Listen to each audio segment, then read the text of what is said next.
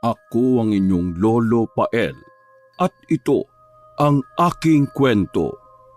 Nabuntis na bakla sa inuman. Madaling araw na nang matapos sa inuman ang magkaibigang sina Rain at Lotlot. Kasama nila si Vic na nobyo ni Rain. Dahil may mga tama na ng alak, panay ang pigil ni Lotlot kay Rain dahil sa pag-aalala nito. Akla, pareho na kayong lasing ni Vic. Baka hindi na makapag-drive yan ng motor. Dito na kayo sa bahay magpalipas ng gabi. Bukas na kayo umuwi. Doon na kayo sa kwarto ko, oh. Dito na lang ako sa sala. Ay, nako, hindi na Akla. Uuwi na kami ng baby loves ko. Baka gapangin mo pa siya habang mahimbing ang tulog ko, no? Oy, sira ulo ka. Hindi ako mga agaw ng jowa ng best friend, no? Joke lang. Ikaw talaga Akla, ha? Pero mas gusto kong umuwi kami kasi alam mo na, itong si Vic kapag nalalasing masyadong malambing, baka mainggit ka pa. Hoy, o di sige na nga. Baka nga mainggit ako agawin ko pa siya. Basta, mag-ingat kayo sa pagmamaneho, ha? Hoy Vic, huwag masyadong mabilis ang pagpapatakbo. Huwag niyong solohin ang kalsada. Huwag kang maglala, babagalan ko lang. Yung bukas pa kami makakauwi, ganun kabagal. O sige na, alis na kami ha. Akin na lang pala itong natirang alak. Sayang tong kalahati Iinumin ko dun sa bahay pagka uwi. Oh, nagpabaon pa talaga. O sige, uwi na kayo. Bye, Franny. Matulog ka na ha. Dapat maagang natutulog ang walang jowa. Hoy, malapit na ako magpuyat. Ay, good for you. Welcome, eyebags. Oh, sige. Bye. Uwi na kami. Pagkatapos magpaalam ay sumakay na sila sa motor at umuwi. Hindi naman ganun kalayo ang bahay na inupahan ni Rain kaya madali lang silang nakauwi. Nagtatahulan ng mga aso nang ihinto ni Vic ang motor. Bumaba naman si Rain para buksan ang gate at hinayaang ipasok ni Vic ang motor sa garahe. Hinintay niyang makapasok ang nobyo para maisara ang gate. Nakakaramdam na siya ng hilo at bumabaliktad na rin ang kanyang sikmura. Nang hindi na niya nakayanan, gumilid na siya at doon na lang sumuka. Naririnig pa niya ang pagkantsaw ni Vic sa kanya. Dahil sa sama ng pakiramdam ay hindi niya ito pinansin. Patayo na siya nang biglang may humawak sa kanyang braso. Naramdaman niyang mainit ang kamay nito. Habang tumatagal ay napapaso na siya. Kagad niya itong tiningnan, pero dahil nahihilo ay hindi na niya makita ng maayos ang muka. Ay, sino ka? Kilala ba kita? May kailangan ka ba? Hindi siya sinagot ng taong yon. Panay ang aninag niya rito pero hindi niya ito makilala. Bukod sa madilim ay nakahood pa ito na halos tumatakip na sa mukha. Naririnig niya ang pag-usal nito ng salita pero hindi niya maintindihan dahil pabulong kong magsalita. Pilit niyang inuunawa ang sinasabi nito pero parang bubuyog lang itong bumubulong. Pilit niyang inaalis ang kamay nito sa pagkakahawak sa braso niya pero ayaw siyang bitiwan. Nagsimula na siyang kabahan. Tinatawag niya si Vic pero walang boses na lumalabas sa kanyang bibig. Tumayo siya para itulak ang taong yon pero malakas ito. Nagawa siyang pasandalin sa gate gamit lang ang isang kamay. Sino ka ba? Anong kailangan mo?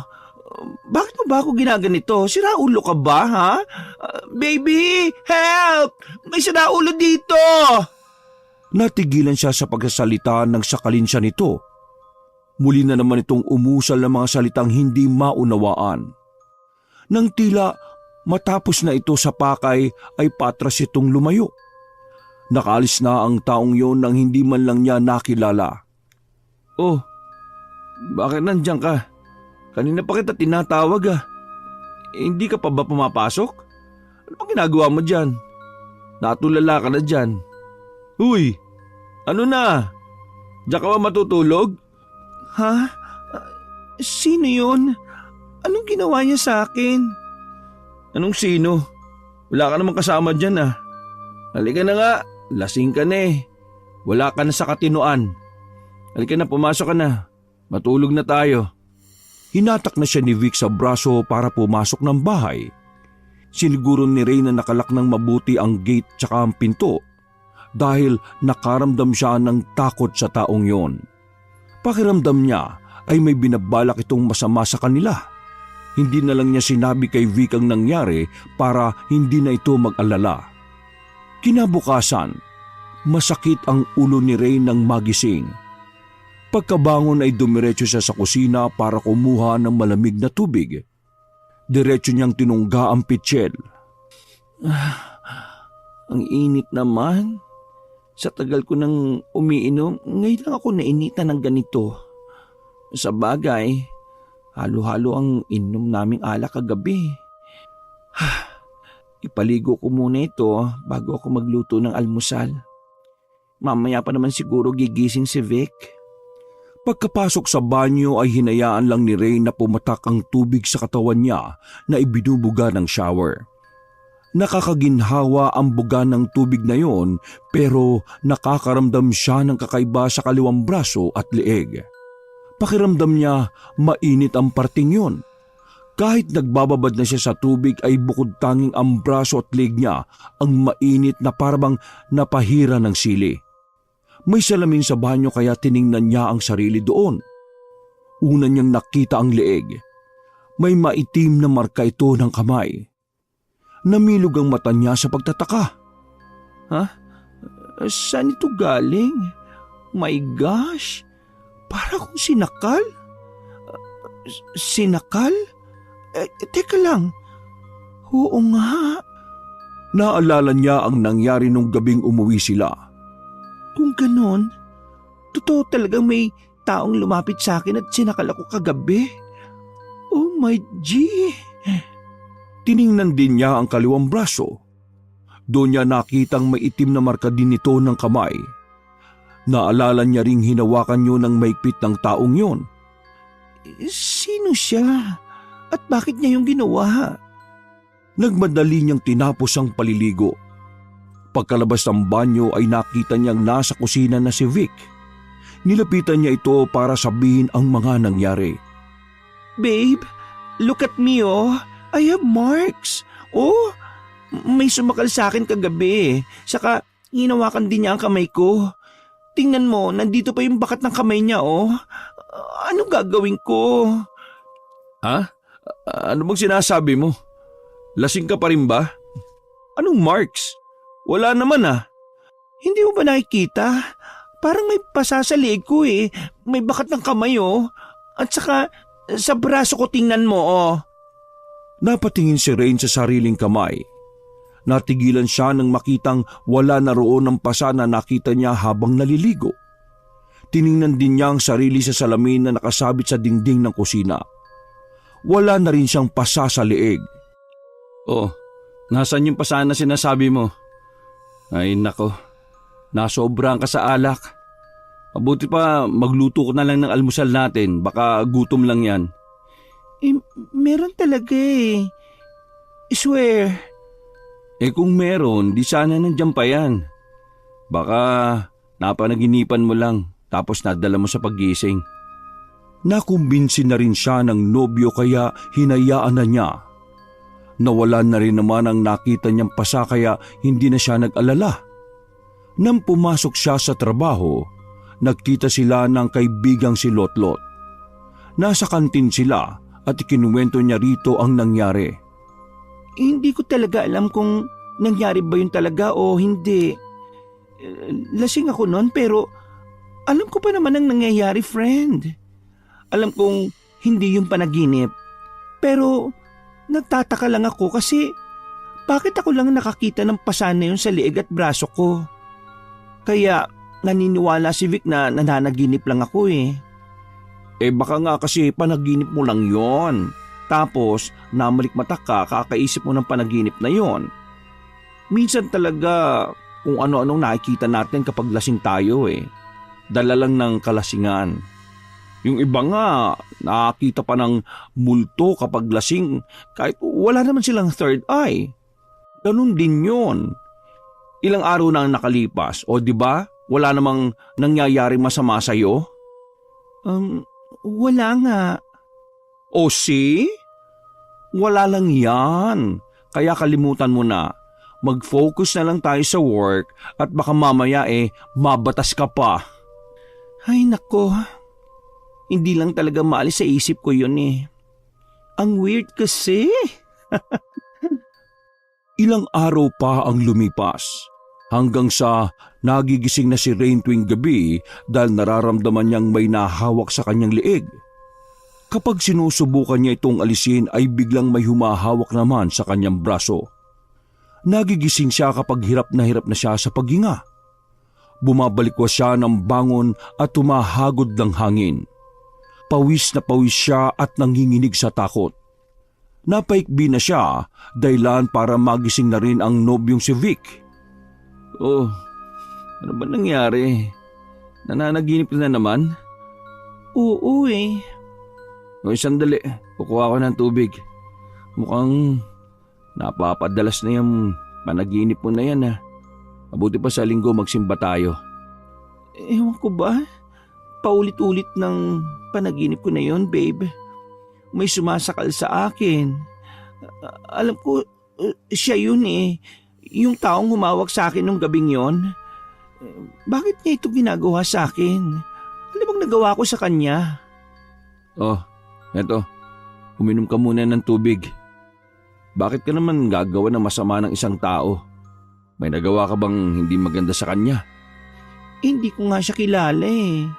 Hindi ko siya nakikilala dahil sa hood na nakatakip sa ulo niya. Okay. Siguro, ang isipin mo, sino ang taong nagawan mo ng masama na sa tingin mo'y magagalit sa'yo para gawin sa'yo yan? Yun nga, wala akong maisip. I'm not bad. Baka may naiinggit sa akin or nagagalit sa akin sa pagiging bakla ko. Ganun naman kasi talaga eh. Ang mga kagaya ko ay hindi tanggap sa lipunang ito.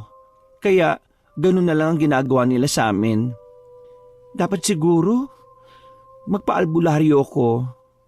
Sa linggo, babe, samahan mo ko ha. Kailangan kong magpatingin sa albularyo. Oy, sige. Para makampante ka na.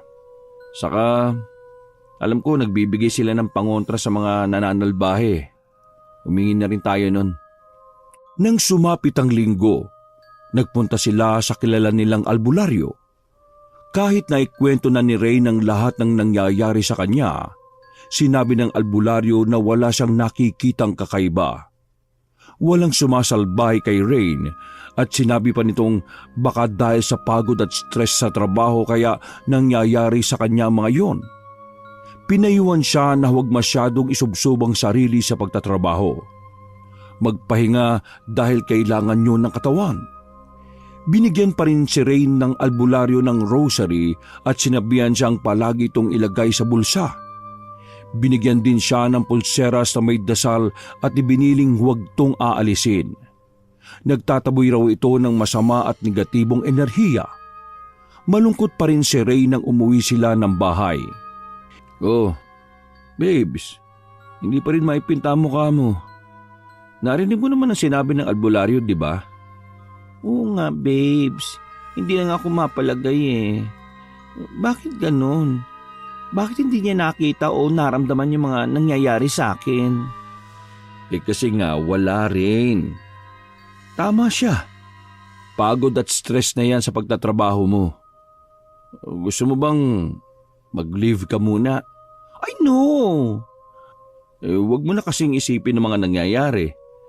Kaya hindi ka tinatantanan ng mga panaginip mo kasi bago matulog, iniisip mo pa. Mag-relax ka kasi.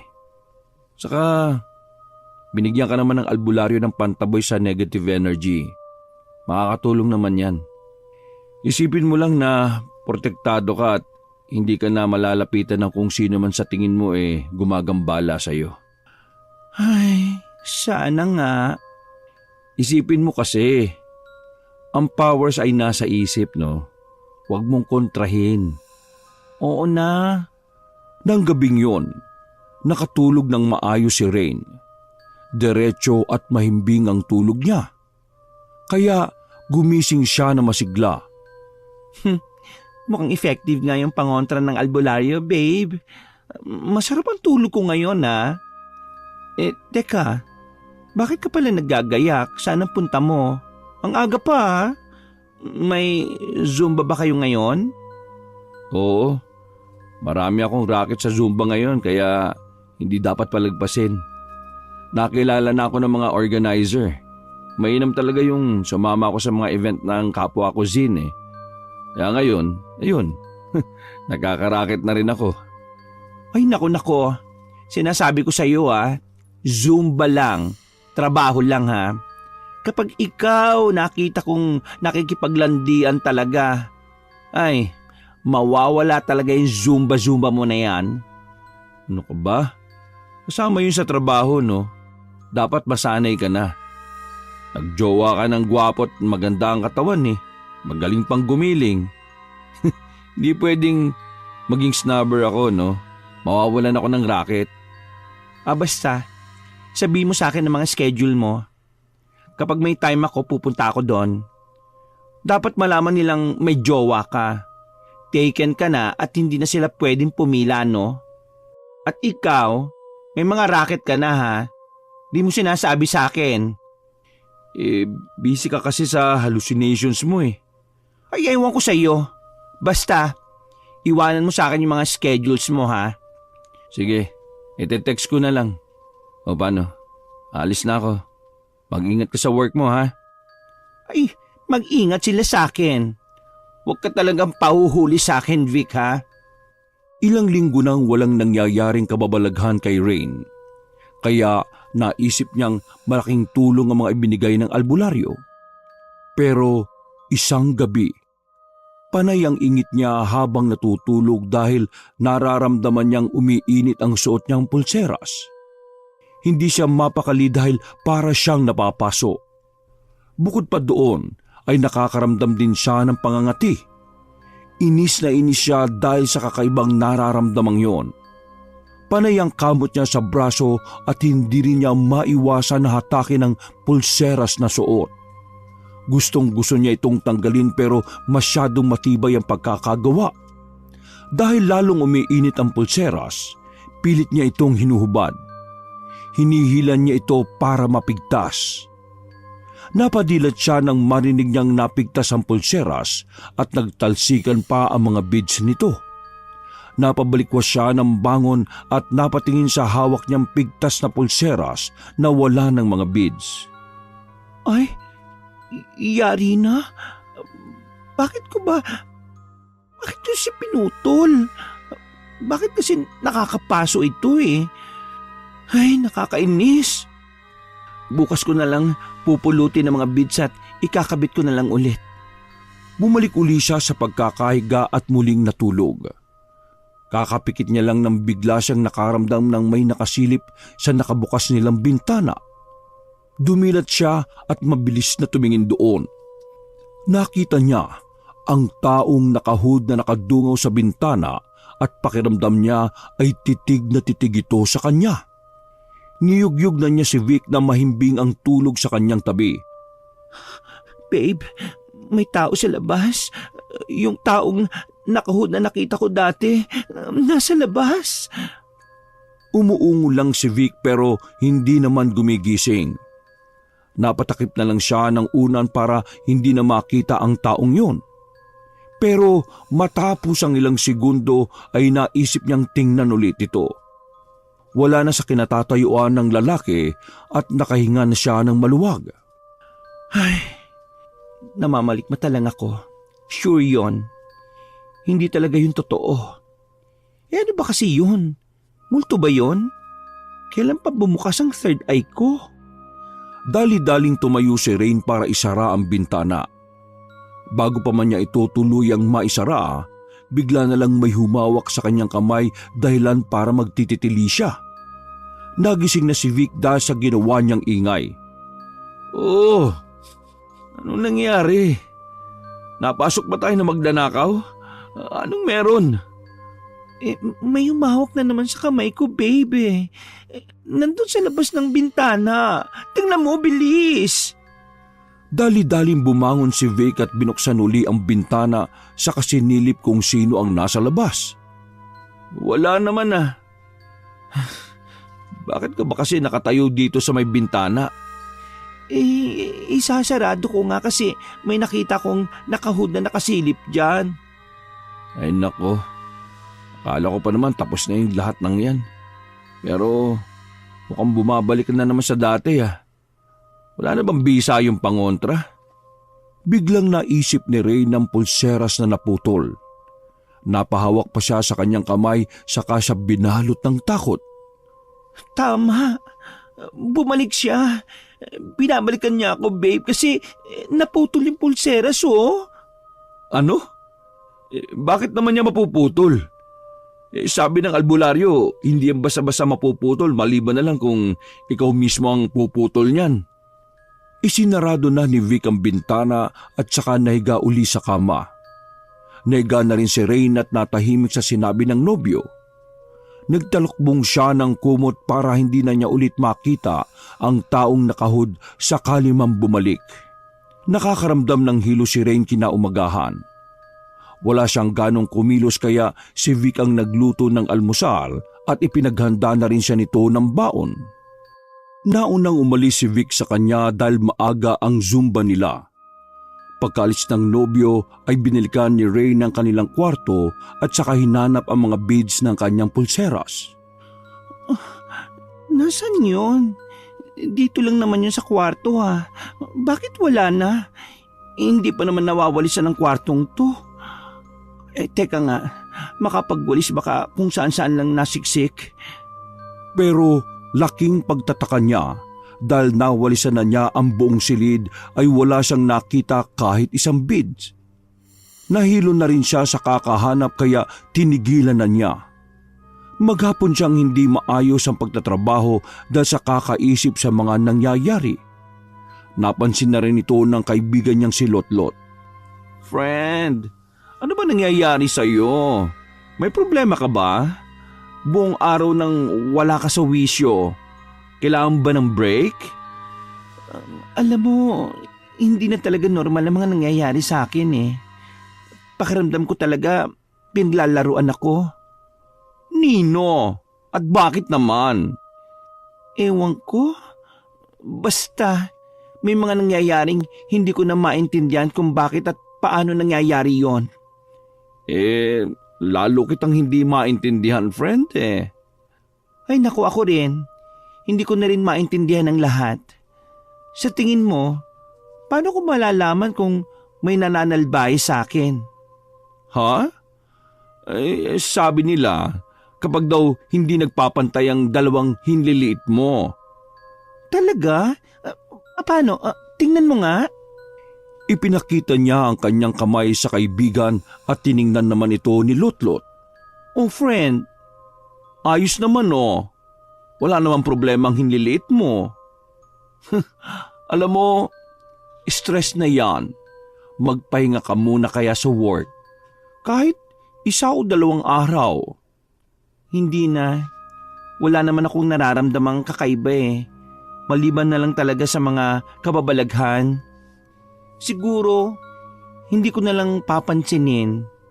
Baka kasi dahil sa palagi kong pinapansin kaya lalo akong hindi nilulubayan eh.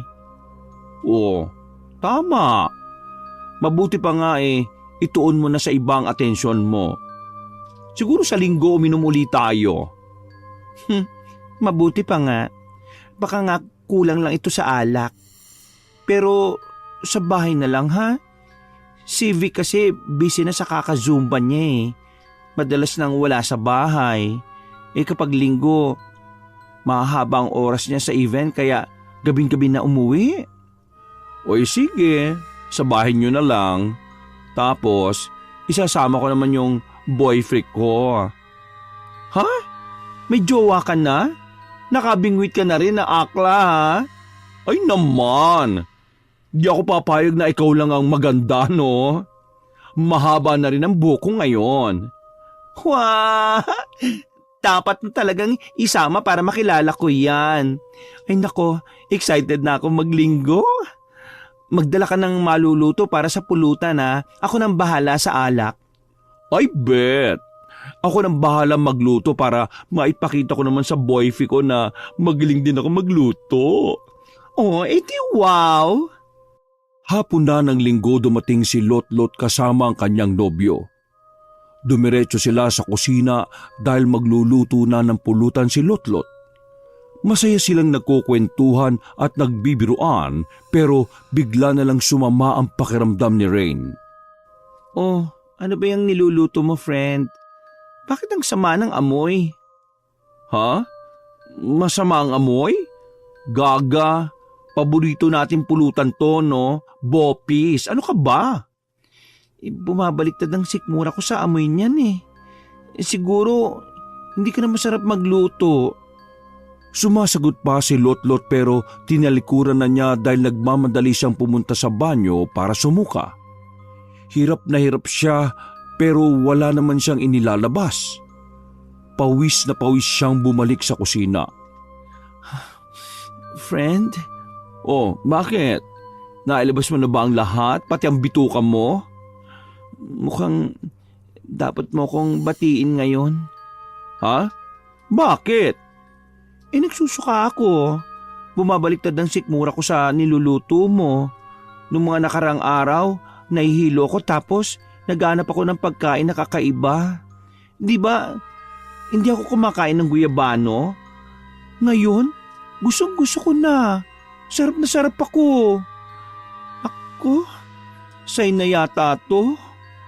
Buntis ako, akla? Ay gaga! Ilisyonada, antipatika, ulcer yan, no? Paano ka mabubuntis wala ka namang matres? Ay, bakit ganito nararamdaman ko? Para ako naglilihi. Hala akla, baka mamaya jowa mo ang nakabuntis ng babae, tapos nahakbangan ka naman ng jowa mo kaya nalipat sa iyo ang paglilihin niya. OMG! What the F? Hoy, gago ka rin ano? Sa dami ng pwede mong sabihin, yan pa talaga? Pinag-o-overthink mo ba ako? Kaya nga, ibinahay ko na siya para di na makapambabae tapos sulsulan mo ako ng ganyan? At saka, walang ganyang case, no? Tumawa ng tumawa si Lotlot dahil pulang-pula ang mukha ni Rain. Inis na inis talaga siya sa sinabi ng kaibigan. Para hindi na mag-isip ng kung ano-ano si Rain, binuksan na lang niya ang alak at nagsimula silang mag-inuman habang hinihintay ang niluluto ni Lotlot. 9:00 na ng gabi nang dumating si Vic. Nagpahinga lang ito saglit pagkatapos ay humarap na rin sa inuman. Nararamdaman na ni Ray na tinatamaan na siya ng alak. Nahihilo na siya at gusto nang sumuka. Pumunta siya sa banyo at doon inilabas ang nagpapabigat sa kanyang pakiramdam.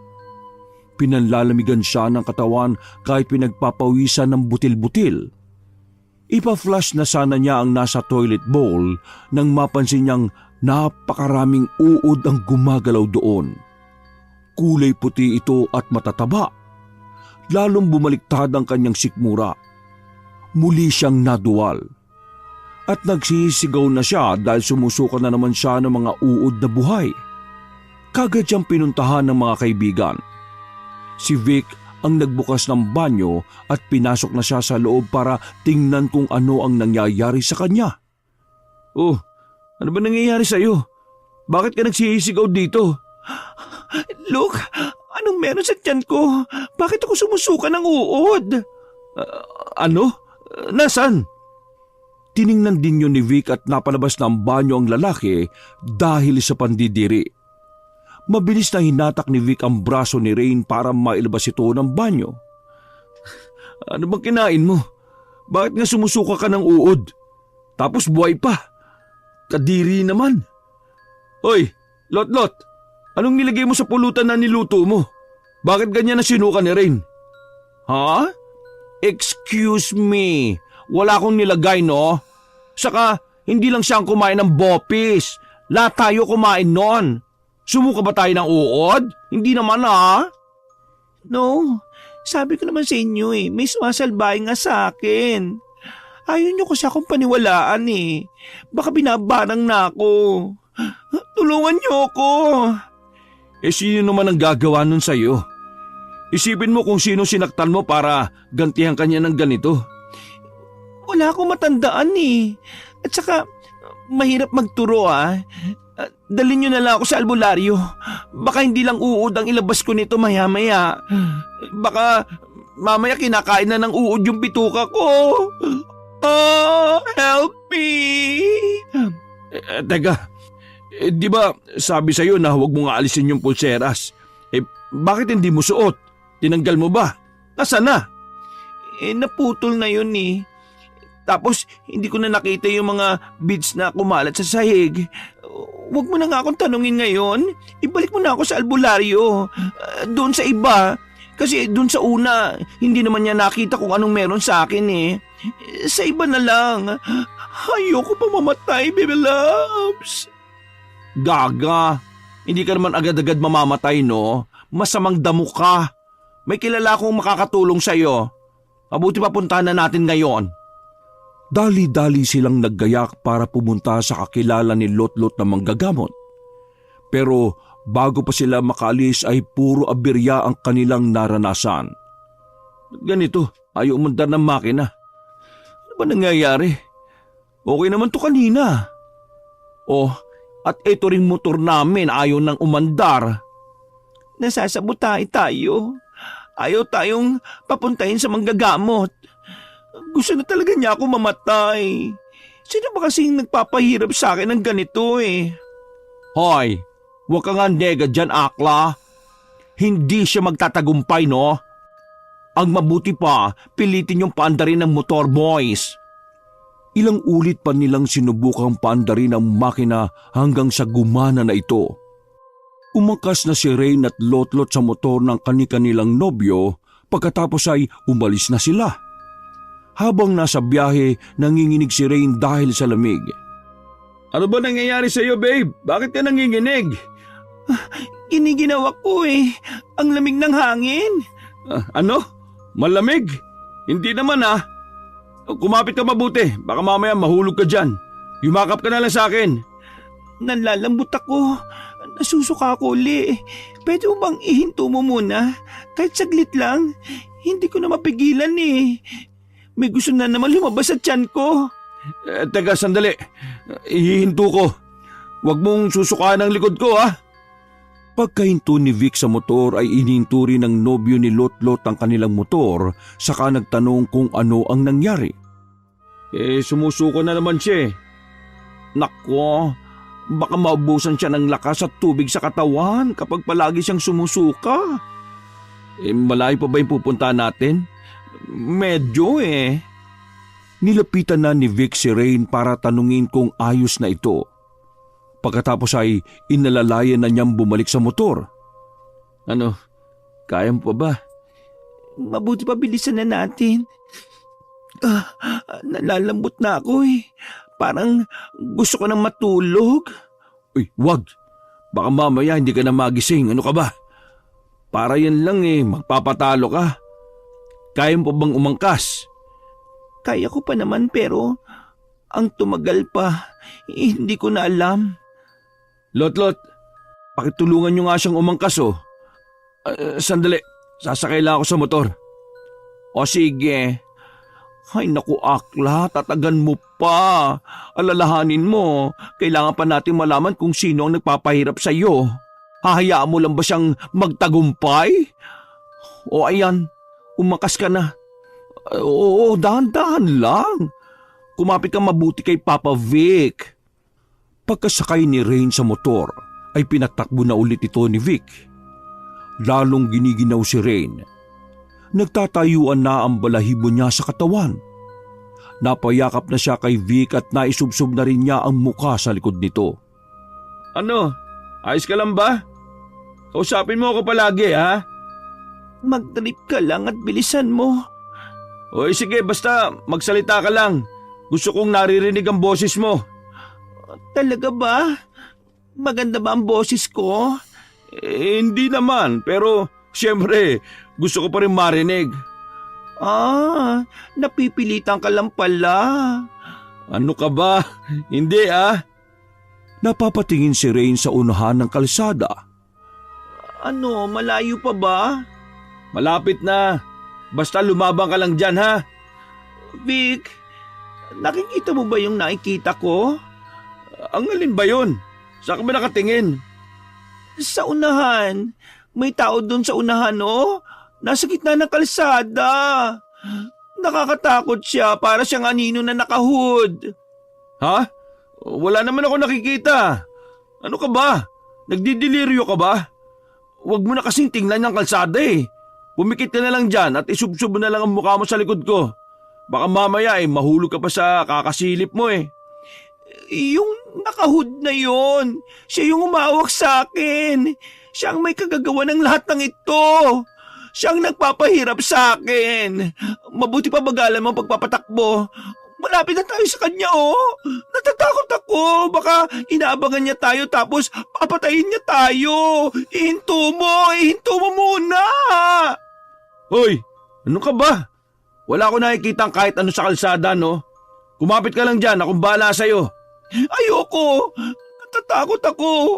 Nag-iiba na siya ng anyo. Hala! Nagkakasungay na siya, oh. Naglalabas na siya ng karet. Teka, karet? Ay, hindi ba si kamatayan lang ang may ganon? Ayoko na, hinto mo muna. Mabuti pa bumalik na tayo. Hindi ko na kaya. Baka ayaw niya tayong patuloyin doon. Tama na. Ano ba? Huwag kang malikot, mahuhulog ka eh. Hindi, hinto mo. Bababa na ako dito. Ayoko nang tumuloy. Dahil sa likod ni Rain, inihinto ni Vic ang motor. Huminto rin sina Lot-Lot dahil sa pagtataka. Oh, ano ba nangyari? Bakit kayo huminto? Malapit na tayo, oh. Nagwawala kasi tong si Rain eh. Ha? Bakit? May nakaharang sa kalsada kasi, Frenny. Si kamatayan. Inaabangan tayo doon. Huwag na tayong tumuloy. Ay nako, ganun talaga kapag nababarang. Gagawin ng lahat para hindi na tumuloy sa manggagamot ang biktima niya. Kaya dapat tumuloy tayo. Kapag bumalik tayo, baka hindi na natin maagapan si Rain. Malapit na naman tayo, Rain. Labanan mo na. Ikaw lang ang nakakakita sa mga nakikita mo. Kaya mabuti pa pumikit ka na lang. Ikaw kasi ang nababarang kaya ikaw lang ang tinatakot. Isipin mo ang sarili mo, akla. Hindi ka dapat mamatay sa ganitong kalagayan, no? Ang pangit nun, girl. Ano, Rain? Tara, kumapit ka na maayos. Magdadrive na uli ako. Paano? Mauna kami sa daan para hindi matakot si Rain. Sumunod kayo sa amin, ha? Sige, pre. Muli silang nagmaneho. Kagaya ng payo ng mga kaibigan, pumikit na lang si Rain at hindi na nga tiningnan ng kalsada. Yumakap na nga siya ng maigpit kay Vic. Maya-maya ay nakarinig naman siya ng mga bulong. Umuwi ka na. Kung gusto mo pang mabuhay, umuwi ka na. Hindi, ayoko. Hindi mo naman ako bubuhayin eh. Mamamatay akong lumalaban. Oh, sino kinakausap mo? May bumubulong sa akin. Langya, malala na talaga to. Huwag mo na kausapin ang bumubulong sa iyo, ha? Naramdaman na naman ni Rain ang pag-init ng kanyang braso, kung saan ay dun siya hinawakan ng taong nakahood. Napapayak na siya dahil painit yun ng painit. Kasunod noon ay umiinit na rin ang kanyang liig na parabang may mainit na kamay na sumasakal sa kanya. Panay ang singhap niya. Humahagod siya ng hangin pero hirap na hirap siya. Parang may nakabara sa kanyang lalamunan. Hindi na rin siya makapagsalita. Puro ungol na lang ang naisasagot niya sa mga tanong ng nobyo. Nanlaki ang mata niya nang maramdamang may humahawak ng mahigpit sa kanyang braso. Maya-maya ay hinahatak nito ang braso niya at pilit na ibinabaluktot papunta sa kanyang likuran. Nanlalaban siya pero masyadong malakas ang enerhiya na yon. Dahil sa takot niyang matalo siya ng nilalang na yon, ay napausal na siya ng dasal sa kanyang isipan. Paulit-ulit siyang humihingi ng tulong sa mas makapangyarihan sa lahat. Maya-maya ay nakarinig siya ng sigaw na parabang nasaktan ito. Boses ng babae ang kanyang narinig. Matinis ang sigaw nito at bigla na lang ding naglaho. Pagkawala ng boses na yon, ay nawala ang enerhiyang nagpapahirap sa kanya. Guminhawa na rin ang kanyang paghinga. Pero pumalit naman ang pananakit ng tiyan. May kung anong gusto na namang lumabas doon. Malapit na tayo. Nagsignal na sila Lotlot. Ano, ayos ka lang ba? Ang sakit ng tiyan ko, babe. Umihilab. Parang ang daming nagagalawan sa loob. Bilisan mo na. Hindi ko na kaya. Kaunting tiis pa. Nagbusina pa ang nobyo ni Lotlot para bigyan sila ng signal na lumiko sa kaliwa. Sakto naman pagkaliko ni Vic sa motor ay namatay ang makina. Peste, dito pa namatay ang makina. Talagang sinusubukan ako ng hayop na to. Akala ba niya matatakot ako? Hindi niya ako mapapatras, no? Malayo pa ba? Malapit na. Konting tiis na lang. Hindi nagagana ang motor kahit anong padyak mo dyan, babe. Ano ka ba? Huwag kang nga ganyan. Dapat positive lang ang pag-iisip natin. Ilang beses na pinandar ni Vic ang makina hanggang sa gumana ulit ito. O di ba? Gumana na. Sabi ko naman sa iyo, dapat magtiwala ka lang sa miracle eh. Ano? Miracle? May miracle talaga. Kaya kumapit ka na uli. Dali! Nanlalabo na ang paningin ni Rain nang marating nila ang isang bahay.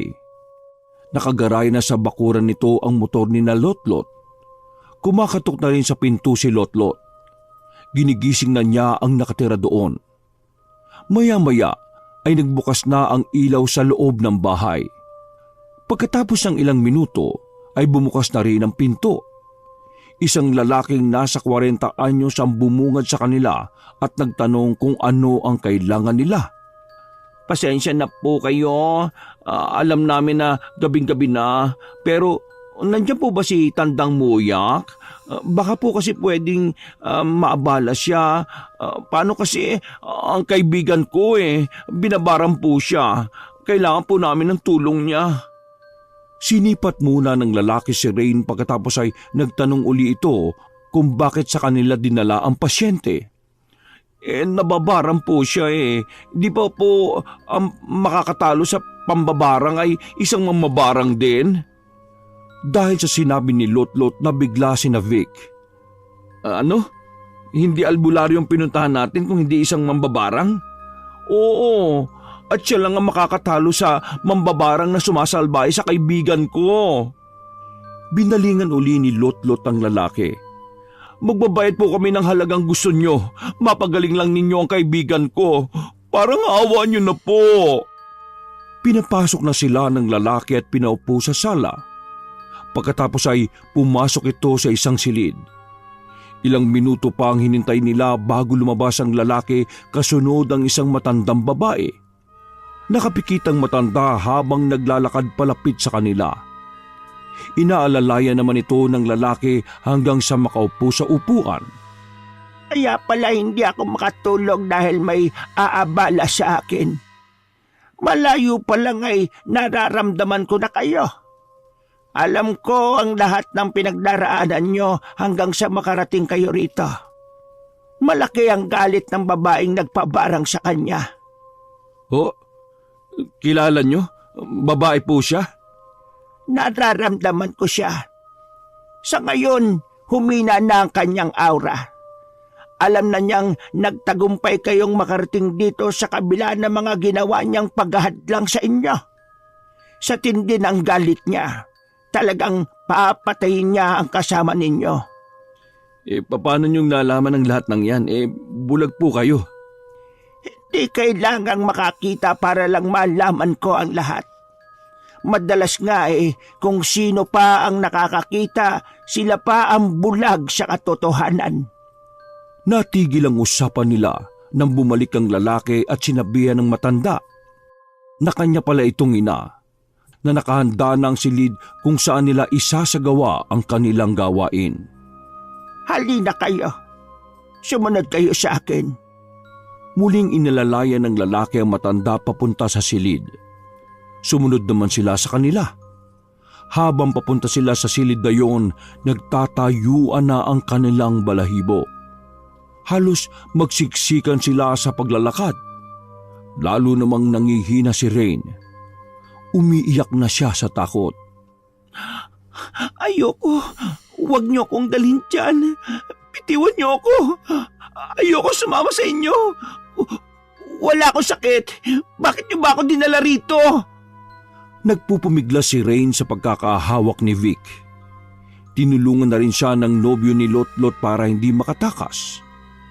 Huwag niyo siyang pakakawalan. Kapag nakatakas siya, hindi niyo na siya makikitang buhay. Ang isip at katawan niya ay hindi na niya kontrolado.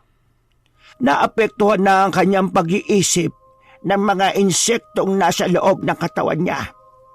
Umakyat na ang mga ito papunta sa kanyang utak. What? OMG, my friend! Umayos ka, lumabang ka! Gusto mo bang maging zombie? Kinokontrol ka lang ng mga uod. Napahinto sila sa tapat ng pintuan ng silid.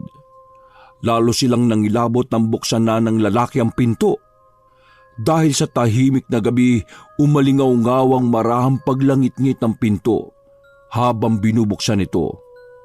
Sobrang dilim sa loob ng silid at wala silang maaninag na kahit na ano. Ganyan po ba yan talaga? Sobra naman pong dilim. Hindi mo kailangan buksan ang iyong mga mata para makakita. Pumasok na tayo. Pagdating ninyo sa loob, pumikit kayo. Kapag sinabi kong dumilat kayo, saka nyo lang yun gawin.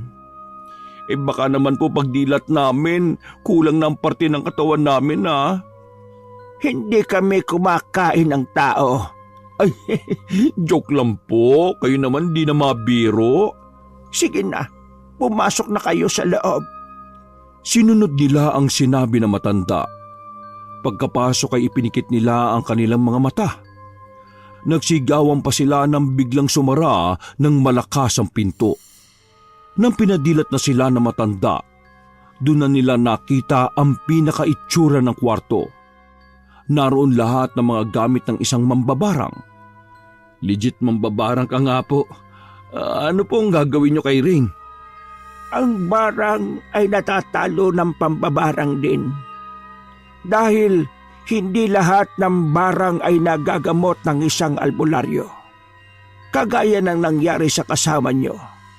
Malala na ang pambabarang sa kanya. Ilang buwan na siyang pinahihirapan. Sabay-sabay na nagulat ang magkakaibigan sa sinabi na matanda.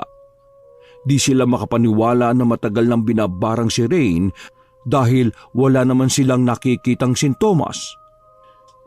Paano nangyari yon? Wala naman ako nakikitang sintomas na binabarang siya. Maliban dun sa mga sinasabi niyang nakikita niyang taong nakahood. Saka, dinala ko na siya sa albularyo eh. Binigyan pa nga siya ng pulseras na pangontra sa negative energy. Yun nga lang, nasira daw. Hindi naman talaga lumalabas ang sintomas ng barang sa unang araw o linggo. Unti-unti itong lumalabas kapag malala na. Kapag kinakain na ng insekto ang katawan ng biktima. Iupo nyo na siya sa upuan at nang makapagsimula na tayo. Inutusan ng matanda ang kanyang anak na kunin ang plangganang kulay itim. Ipinalagay niya yon sa tapat ni Rain. Pinapunuan niya ito ng tubig. Inutusan niyang tumingin si Rain sa planggana pero ayaw nito. Nagpupumiglas siya at sumisigaw. Hawakan niyo siya. Huwag niyong bibitiwan dahil baka tumakas. Ang mga lalaki ang humawa kay Rain. Napatingin si Vic sa plangganang may tubig. Nakita niya roon ang refleksyon ni Rain. Teka, sandali. Bakit hindi itsura ni Rain ang nakikita ko sa tubig? Bakit taong nakahood ang nakikita ko? at wala sa muka? Dahil yan ang nananalbahi sa kanya. Dahil sa kuryosidad, nagsipagtinginan din ng iba sa planggana pero bigla na lang kumulo ang tubig na nakalagay doon at hindi na nila nakita pa ang refleksyon. Palalabasin natin ang taong nagpapahirap sa kanya. Kaya ihanda nyo ang inyong sarili. Sino kaya ang gumagawa nito? Sinong naiinggit sa kaibigan ko? Hindi inggit ang nakikitang dahilan. Galit.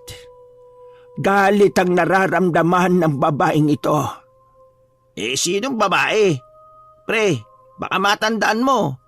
Isipin mo kung sinong babae ang pwedeng gumawa nito na may matinding galit sa inyo. Yun nga kanina ko pa nga yan iniisip. Natahimik sila nang magsimula ng umusal ng orasyon na matanda. Mayroong manika sa harapan niya. Inilagay niya yon sa isang platong kulay itim. Habang umuusal ng orasyon na matanda, ay umuungol naman si Rain na tila ba hindi nagugustuhan ang ginagawa sa kanya. Iginagalaw-galaw niya ang ulo't kumukunot ang kanyang noo. Nang buhusan na ng matanda ng langis ang manika, sumigaw na ng malakas si Rain. Nasasaktan ito, na tila napapaso ang kanyang katawan. Nagkaroon ng kulay itim na baka sa braso at leeg ng manika. Nakita nyo ba? Hawak siya ng babaeng yon. Ang mga markang yan, ang bahagi ng katawan na sinasaktan niya. Napatingin ang lahat kay Rain. Nakita nilang lumitaw rin ang pasa sa braso at leeg ni Rain. Kaya pala, panay ang daing niya sa akin na may sumasakal daw sa kanya. Akala ko talaga nananaginip lang siya nun. Dumadaing na pala siya Bakit hindi mo pinakikinggan? Akala ko nga kasi nananaginip lang siya. Nangyayari kasi kapag tulog siya at sinasabi niya lang kapag nagigising na siya. Hindi ko naman alam na may nangyayari na. Walang may tutulong ang pagsisigawan ninyo. Makakasira lang kayo sa konsentrasyon ka. Tumahimik kayo! Muling itinuloy ng mambabarang ang ginagawa niyang pagriritual sa manika. Sinindihan niya ang itim na kandila at ipinatak sa manika ang luha nito.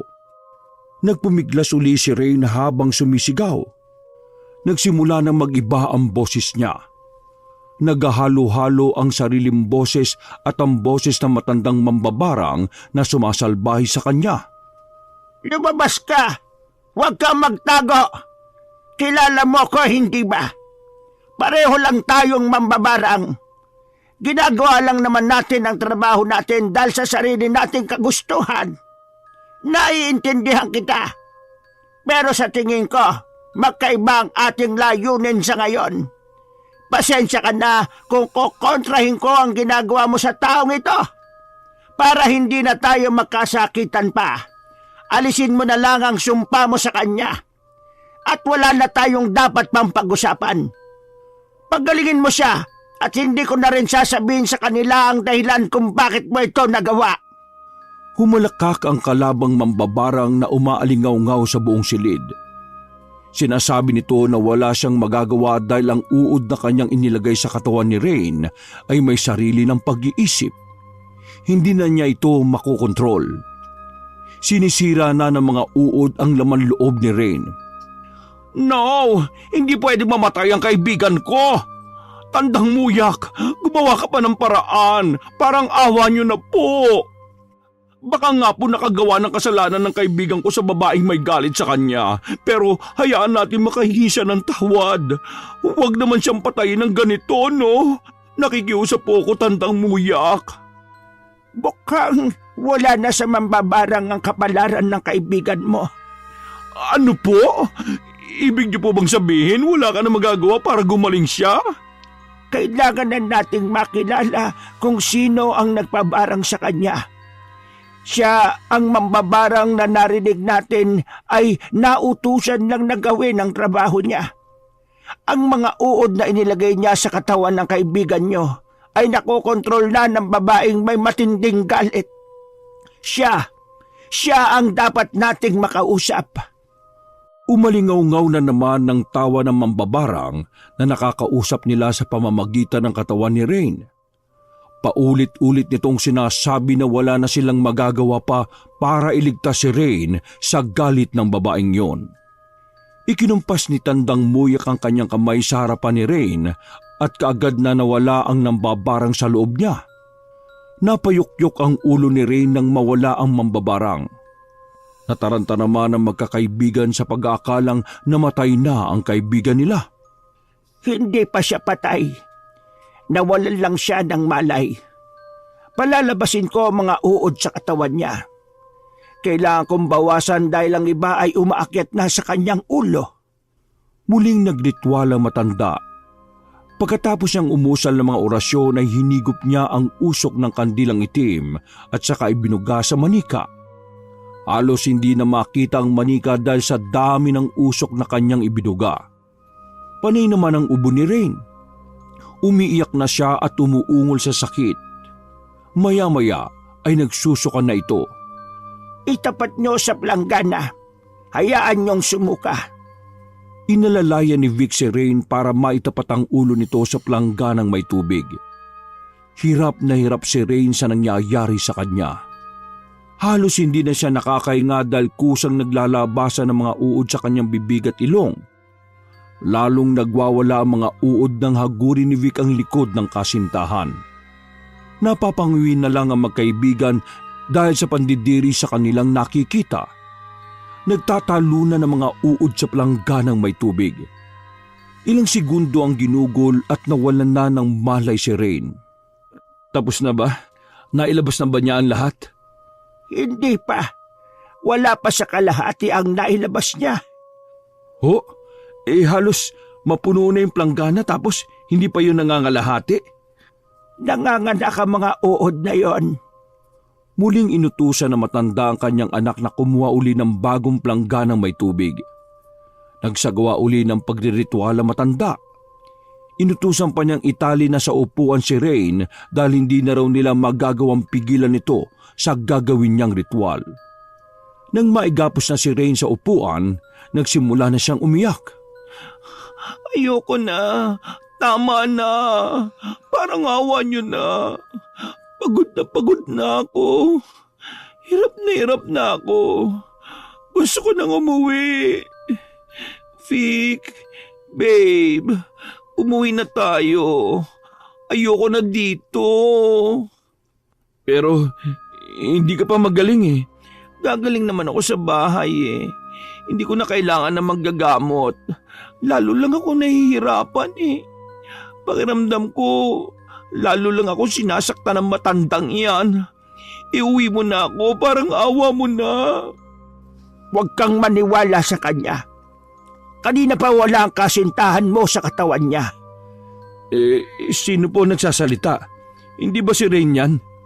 Kilalanin mo kung sino siya. Kilala mo siya. Nakalimutan mo lang.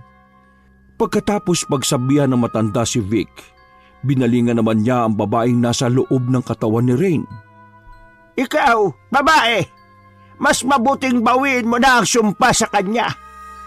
Bago ko pa maibalik sa iyo mga uod na nilagay mo sa katawan niya. Ano ba kayo? Ako si Rain. Bakit niyo ba sinasabi na hindi ako ito? Ako nga ito eh. Pakawalan niyo na ako. Bakit niyo ba ako pinahihirapan? Kinapos niyo pa ako. Ano bang ginawa ko sa inyo? Nakikita mo ba ito? Di ba ito ang inilagay mo sa katawan niya? Ipinakita ng matandang mambabarang isang maliit na boteng may lamang maliliit na puting itlog. Nanlalaki ang mata ni Ray nang makita yun. Takot na takot siya nang tingnan ang nasa loob ng maliit na bote. Anong gagawin niyo dyan? Ibabalik ko lang naman sa iyo ang sumpa na ibinigay mo sa kanya. Ha? Bakit ka ba nakikialam? Mababarang ka rin naman ah. Di ba ang gawain mo eh mambarang dahil kailangan nyo yon? Manghihina kayo kapag hindi kayo nakapambarang. Kaya dapat naiintindihan mo ang ginagawa namin. Bakit mo ba kinukontra?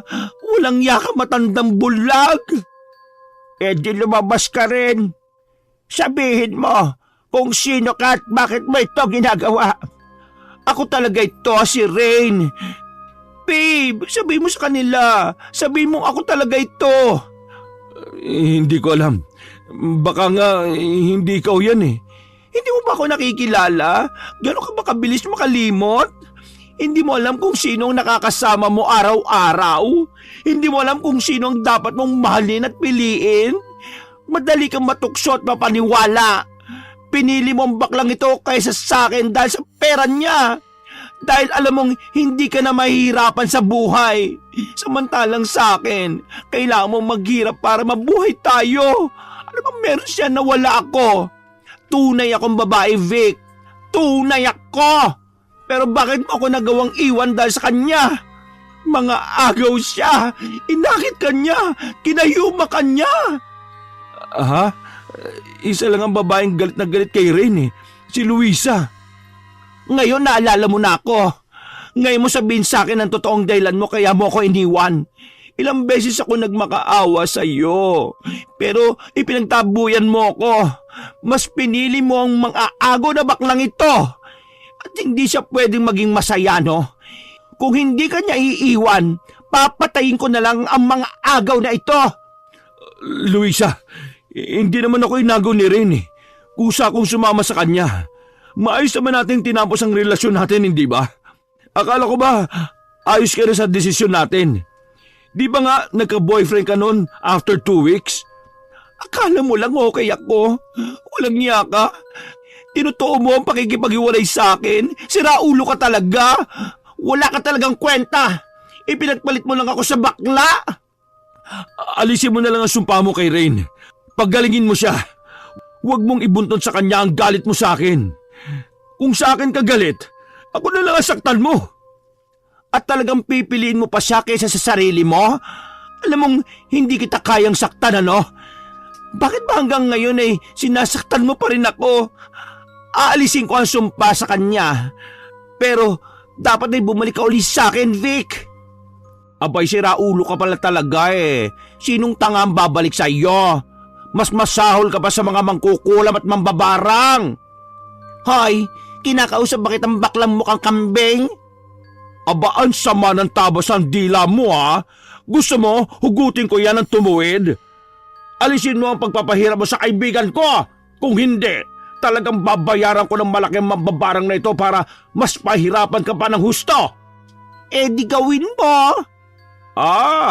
Talagang hinahamon mo ko ha? Tandang muyak? Sige, lagyan mo pa ng maraming insekto ang katawan ng babaeng yan.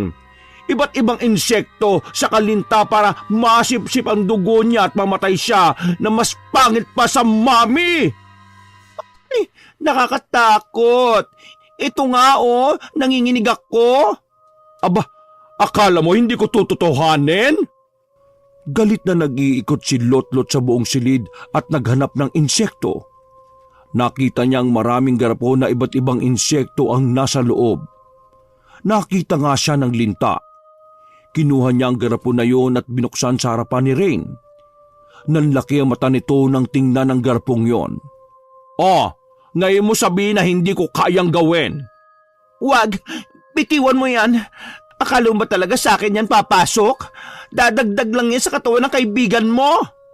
Ay, di mo sure. Ibinuhos ni Lotlot ng laman ng garapon sa manika. Napatingin silang lahat doon.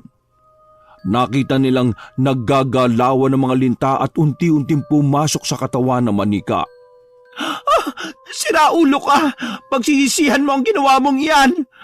Mali, girl. Ikaw ang magsisisi sa ginawa mo sa kaibigan ko. Ngayon, pagalingin mo siya dahil kung hindi, dadagdagan ko pa yan ng insekto! Galit na napasigaw si Rain. Maya-maya ay umiyak na ito at nagmamakaawang alisin ang linta sa katawan niya. Mukhang matapang ka. Nagawa mo siyang takutin ng ganon. Ibang klase. Ang lintang yun pa ang ginamit mo. Busog sa orasyon ng lintang yon. Kaya niyang magparami sa katawan ng tao sa loob lang ng ilang segundo. Ibig sabihin, minuto lang ang itatagal niya at mamamatay na siya. Hay, Ikaw, babae, huwag ka nang magpasya. Wala ka na rin namang magagawa dyan. Ang sumpa mo ay unti-unti nang bumabalik sa iyo. Hindi mo na kailangang bawiin ang sumpa kasi lumilipat na ito sa amo niya. Hindi. Alisin niyo ang lintang yan. Ayoko pang mamatay. Vic, tulungan mo ako. Kausapin mo sila, parang awa mo na. Hala, hindi ko alam na powerful ang lintang yon. Ay, sorry naman. Nabigla kasi ako eh. Ginalit mo kasi ako eh. Ay, anong gagawin ko? Hindi naman ako mambabarang eh. Saka sabi ni Tandang Muyak, wala nang magagawa doon. Seconds lang daw. Ilang segundo nang nakalipas oh. Nanganganak ng linta sa katawan mo. Hindi. Alisin ko na ang mga uod. Pagagalingin ko na siya. Hindi na ako manggugulo. Papayaan ko na kayo. Huwag niyo akong patayin. Dahil sa takot ni Luisa, ipinakita niya sa kanila na binabawi na niya ang sumpa kay Rain. Tinatanggal niya ang mga uod. Isinukan niya yon hanggang sa maubos. Lambot na lambot ang katawan ni Rain matapos lumabas ang mga uod. Dahil sa panghihina, ay hindi na nakayanan ni Luisa na manatili pa sa katawan ni Rain. Ano po nangyayari? Bakit nangihina si Rain? Nawalan na siya ng malay oh. Umalis na ang babae kasi hindi na niya kayang manatili sa katawan niya. Paano po si Rain? Kung kaya niyang makabalik sa sarili niyang katawan, makakabalik siya. Paano po kung hindi? Di, hindi na. Ano? Ganun lang yon? Basta hindi na? Ano na mangyayari sa kanya? Mamamatay na ba siya? Hindi niyo po ba gagawa ng paraan? Mambabarang ako, hindi manggagamot. Siya na lang ang makakagawa ng paraan para bumalik sa sarili niyang katawan. Si Loisa po, babalik pa ba siya? Maggugulo pa ba siya? Titiyakin kong hindi na siya makakabalik. Pero sa tingin ko, natakot niyo na siya. Talaga bang mabilis ang pagdami ng lintang yon? Hindi ko naman yun sadya eh. Ulag ako. Hindi ko naman talaga alam kung anong klaseng linta ang nailigay mo. Pero wala naman talaga kung lintang inurasyonan ng ganon kabagsik. Ay, nakahinga ako ng maluwag. Pero hindi naman po talaga pumapasok sa katawan niya ang lintang yun, di ba? Hindi naman ako ganun kasama para mambarang. Hindi naman ako kagaya niya. Ang sama niya pala, di ba Vic? Siya yung ex mong hindi makabasag pinggan. May pagka-demonyo pala yun. Patay na patay sa iyo. Nakakatakot nga siya kahit dati pa eh. Kaya ako nakipag-iwalay kasi nakakasakal siya. Ang hirap pa niyang girlfriend. Tamang inala palagi at napakasilosa. Hindi ko alam na aabot sa ganito yung pagseselos niya eh. Akala ko ba may boyfriend na siya? Oo, pero mula nung nag-iwalay na kami, wala na akong balita sa kanya eh. Alam ko kasi umuwi na si Luisa sa probinsya nila. Habang nagkukwentuhan ay narinig nilang umingit si Rain. Maya-maya ay nagsalita na ito. Bakit ako nalalambot? Nasaan ba ako? Bakit ang dilim dito? Hello? May tao ba dito? Bakit ako nakagapos?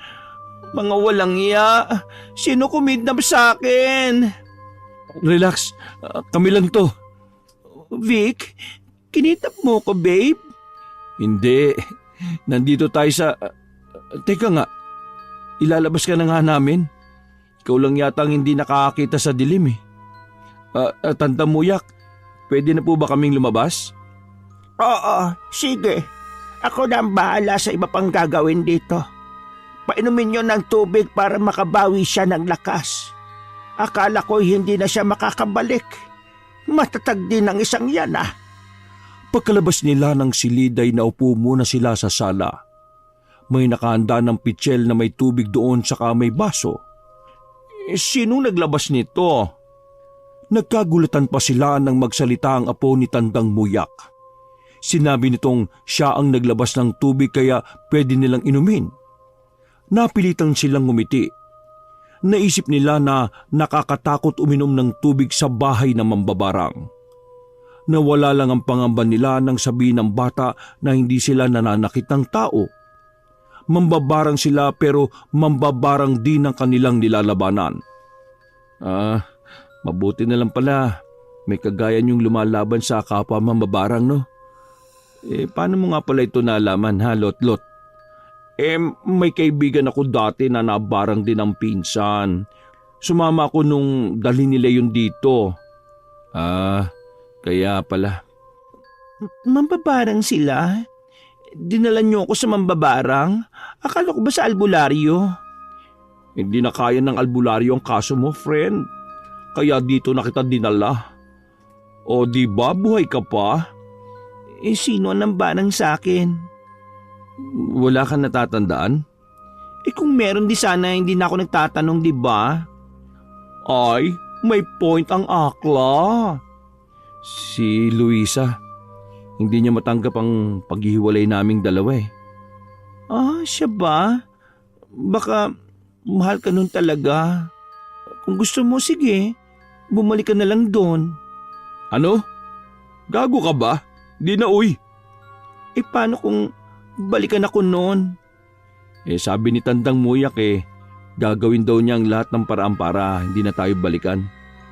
Makakasiguro ba tayo? Nakakatakot. Ayoko nung sumuka ng uod, no? Iba namang insekto. Ay, sira ulo. Kahit ano insekto pa yan, no, ayoko na. What if, baka naman, para magkaroon kayo ng alaga, malam baka kapag ibinenta. Ay naku, saan mo ba napulot ang lalaking yan, Lot? Itapon mo na lang kaya uli. Yung uod nga ang hirap isuka tapos gusto niya baka. Ibabarang kaya kita tapos bakang ipasok sa katawan mo. Dapat maraming alagang baka ang mambabarang. Kaya siguro insekto lang ginagamit nila kasi hinuhuli lang yun kung saan-saan eh. Ay, oo nga no. Inang yan. Nawala ang kalasingan nating lahat dahil dyan sa nangyaring yan Napalitan na ng tawanan ng kanilang takot. Maya-maya ay lumabas na rin si Tandang Muyak. Kaunting kwentuhan ang ginawa nila bago sila magpaalam na umuwi. Inabutan ni Lotlot ng puting sobre na may lamang pera ang anak ng matanda bilang bayad sa kanilang serbisyo. Mag-uumaga na nang makauwi sila sa bahay. Doon na sila nagpalipas ng oras sa apartment ni Rain. Umaga na. Ano, itutuloy pa ba natin yung taagay na naudlot? Dami pang alak oh. Hoy, sunog bagang hayop. Lunurin kita ng isang basong alak, gusto mo? Kapit na lang palang hitagay natin. Si Rain kasi lasing pa eh. Di pa nga nakaka-recover sa panlalambot niya oh. Painumin natin ng gatas para lumakas. Ew, ayoko ng gatas no. Feeling ko katas yun ng uod eh. Pero nagugutom na ako. Ay may bopis pa. Iinitin ko tapos magsasaing na rin ako. Pagkatapos nilang kumain, natulog uli sila para makabawi ng puyat at pagod. Napabalikwas uli ng bangon si Rain dahil nagising mula sa masamang panaginip. Kainis? Isang matinding tromang nangyaring yun sa akin. Napapanaginipan ko pa rin. Ano ba yan? Nakakatakot siya. Bumangon na lang siya at naglinis ng mga kalat sa bahay. Nagwalis-walis din siya ng mga dahon sa bakuran para may tuon ng atensyon sa ibang bagay. Habang nagwawalis ay naramdaman niyang may nakatingin sa kanya. Inilibot niya ang paningin sa paligid. May nakita siyang isang taong nakahud na nagtatago sa gilid ng isang bahay. Bigla itong nagtago ng tiningnan niya. Kinabahan na naman si Rain. Bumalik ang kanyang takot. Hindi naman siguro si Luisa yun. Pero paano kung siya ngayon? Hindi niya ako tatantanan. Ang tindi naman ang galit niya sa akin. Pero hindi ako papayag na magwagi siya, no? Mahal ako ni Vic. Kaya hindi ko ibabalik ang baby ko sa mambabarang na kagaya niya. Dali-dali siyang bumalik sa loob ng bahay at sinimulang maglagay ng mga gamit sa kahon. Nang magising ang mga kasama, gulat na gulat sila nang makitang may mga kahong nagkalat sa sala at may mga gamit na nakaimpake. Oh, anong meron, friend? May dumating ba na package? Saan galing? Hindi, Gaga. Nag-iimpake ako. May nakita ko kaninang nakahood na nagtatago Parang nagmamatsyag. Baka si Luisa yon. Hindi talaga niya kami titigilan Kailangan naming lumipat ng bahay. Sakto! Sa banda sa amin may available na apartment. Ha? Talaga? Ay, mabuti naman. Kailangan makalipat kagad kami. Huling nagising si Vic at nagulat din ito na nag-iimpake ng mga gamit si Rain. Pero hindi na siya tumutol sa pasya ng kasintahan. Naisip niyang mas mabuting ang lumayo para hindi na sila sundan ng negative energy mula sa mga nangyari sa kanila. Pagkakain ng hapunan ay tumulong na rin si Vic sa pag-iimpake samantalang nagpaalam ng umuwi si Lotlot at ang nobyo niya. Ilang gabing hindi nakakatulog ng maayos si Rain dahil sa takot. Hindi na siya kampante sa lugar na yon. Kaya pinuntahan na nila ang apartment na sinasabi ng nobyo ni Lotlot. Nang ayos sa kanila ang bahay na yon, ay nag-down na sila at kaagad na lumipat. Binalik-balikan na lang nila ang iba pang gamit na naiwan. Napanatag na si Rain dahil nasa ibang lugar na sila. Pero paminsan-minsan ay kinakabahan pa rin siya. Lalo naman silang naging malapit ni Vic at natuwa siya sa nobyo dahil hindi siya iniwan ito kahit na minsan ay niloloko niya na kunwari ay tinataboy niya ito. Hoy, ikaw, hindi kita ginayuma ha? Pinapalayan na nga kita pero ayaw mong umalis.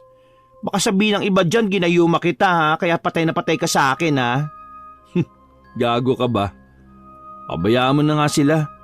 Wala silang pake sa buhay natin Kaya di sila umaasenso kasi inaatupag nila yung buhay ng ibang tao Di nila mapipigil ang iba sa kung saan sila masaya. Bakit? Masaya ka ba sa akin? Oo naman Bakit? Kasi nga 'di ba, giginhawa ang buhay ko sa iyo, sabi ni Luisa. Ay, inang yan. Nasingit na naman yan. Sorry na. Ikaw kasi, may patanong-tanong ka pa Naisip ko kasi, ang babaw ng dahilan niya, no? Oo nga. Pero mabuti na rin yung dapat makita niya na talagang guminhawa ka sa akin. Para mainggit siya ng todo. Oo. Tapos, barangin ka uli. Ay, sira ulo ka talaga. Ikaw kaya ipabarang ko. Palabasan natin na insekto yung ano mo dyan. Para hindi naman babae. Dami-dami pa namang malalandi dun sa Zumba nyo. Para mga kitikiti kong sumayaw. Sino dun? Yung mga may asawang nasa abroad? O yung mga senior citizen? Ikaw talaga magseselos ka na lang sa kanila pa. Ang lalantod? Basta, mahuli lang talaga kita na may kakandong kahit na senior pa yan. Aagawan ko yan ng tungkod. May naka-wheelchair pa nga minsan na napunta dun Oh, ano kakandungin mo? Hindi, kakandung ako sa kanya. Malakas na halakak ang pinakawalan ni Vic. Tuwang-tuwa ito habang inaasar si Rain. Hindi niya tinigilan hanggang sa mapikon na nga ang kasintahan. Normal na ang ganoon sa kanilang pagsasama at sa huli nagkakaayos din naman sila. Wakas!